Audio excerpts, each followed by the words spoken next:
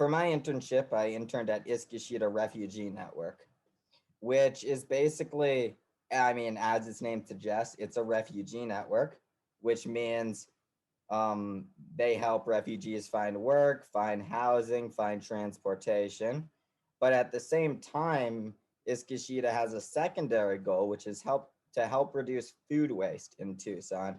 And so it does this by basically, first of all, it harvests food or has food delivered. So I went on many harvests where people who wouldn't use food otherwise let us come and collect it so that we can put it to good use. And then we also get shipments of fruit from, like, I guess, surplus fruit from farms.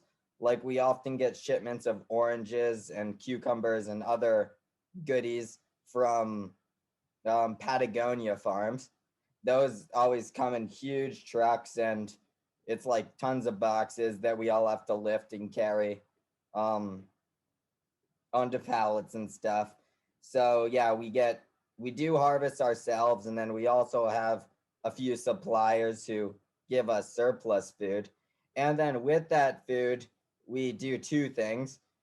If it's no longer edible, like it's rotten or infested or moldy or something, then we compost it.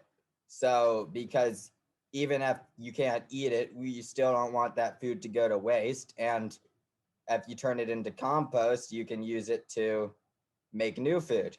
And I did quite a bit with composting in my internship. And so I'll go into that quite a bit later. But the other thing we do is we distribute the food, and we mostly actually distribute it to refugees because we are a refugee network. So we give refugees free food, basically, um, that are part of our network. But in return, they often help us with harvests, and um, it's not required for them to like help us on a harvest to get food, but it's kind of a nice community that we've built where like we have refugees working us with us on harvest, and we then give them food, help them find other work, that kind of thing. So yeah, I met a bunch of refugees through my work at Iskashita. They were all amazing people. Some of them spoke English surprisingly well. Some of them didn't really speak English at all. So I had to learn how to effectively communicate with those people. Often you kind of just use like, or I at least just used like hand signs and stuff that were kind of just universal. Or sometimes we even like drew pictures and stuff to explain things to them. But yeah, I learned how to communicate with people who didn't speak English well. And then as for what my main responsibilities at Iskashita were, well, my I was a sustainability intern. So my, I guess, main responsibilities had to do with sustainability. So like the main thing was composting. And so the bottom left and bottom right pictures, the bottom right picture is yeah, that's our original compost before we kind of overhauled it. And so, as you can see, um, back then it was basically just one giant pit filled with stuff. And that color, it's kind of like a light brown. Ideally, you want compost to be a darker brown. And that means like it's actually composting. It should also feel warm. That's another sign that the compost is live. And so one of my duties was actually fixing the compost because it wasn't really working correctly by the time I got there. So, and then the bottom left picture is I guess like a sign, a visual I made to just kind of explain the compost um, to people. So yeah, because I wasn't always there to take care of it. So as you can see, like to take care of compost, it's actually pretty simple. You just cover any exposed fruit with mulch, and then you would turn it, which means like take a pitchfork and make sure all the stuff on the bottom gets air, and then you would water it. Just spray it with the hose. You have to give it a lot of water though. Like I would generally sit there with the hose for like 5 to 10 minutes, just making sure it was thoroughly soaked through. And then there's just a sign-in sheet so that people can know what's been done on the compost for each given day. And so, yeah, I did quite a bit with the compost. I learned all about how compost worked and like even like the science behind it. And I worked closely with the compost manager on fixing Iskashita's compost. So I learned some collaboration skills and problem solving skills from that. But I also did a lot of other things with Iskashita. Like one of the things I liked most about my internship at Iskashita is just the like huge variety of different things I did. It wasn't just doing one thing because that can get repetitive. There was always like something unique to do at any given day. And so the middle picture on the bottom is me in the I think it was the U of A garden, like community garden. I'm not certain it was the U of A, but I know it was like a community garden. And yeah, so I went there on weekends sometimes. I normally didn't go in on weekends, but um on garden days I would go in and I would just there were all kinds of things to do at the garden. We would water plants generally. There was also this big garden day where we were completely overhauling a garden bed. So we like dug up all the dirt. We um, basically put in new compost from our compost bin, and then we planted new crops there. I think the crop we were planting was okra, which I hadn't heard of before, but if I remember correctly, I believe it's kind of like a type of squash. I may have gotten that wrong, but I know it definitely looked kind of like a squash. Um, and so, yeah, I went to the garden. That was really fun. I went on a lot of harvests. The main things I harvested generally were mesquite. But my first experience with Iskashita was actually a tomato harvest, and that was really fun. I've only gone on one tomato harvest though. And so yeah, the top picture is one of my small mini projects that I did there, which was, as you can see, to spell out the word tangerine with tangerines. And that was basically to help teach the refugees the word tangerine because, like, they see a tangerine and it spells tangerine. Yeah, like, they can figure out from that what a tangerine is pretty easily.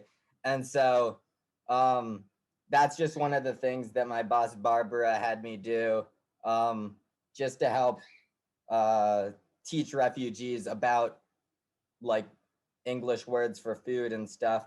Another thing I did is I put labels on all the food, so that like with the English word and a bunch of words from the refugees' language that describe the food, so that almost like a translation key for refugees so they could learn what the English word was. And if they didn't recognize something, it would help to have the word in their language that would tell them what it was. So yeah, all this was super cool at Iskashita. It was a great experience overall. It was kind of my first experience like in an office or workplace because I never had a job before. So it was great. All the people there were great. It was super cool to work with them.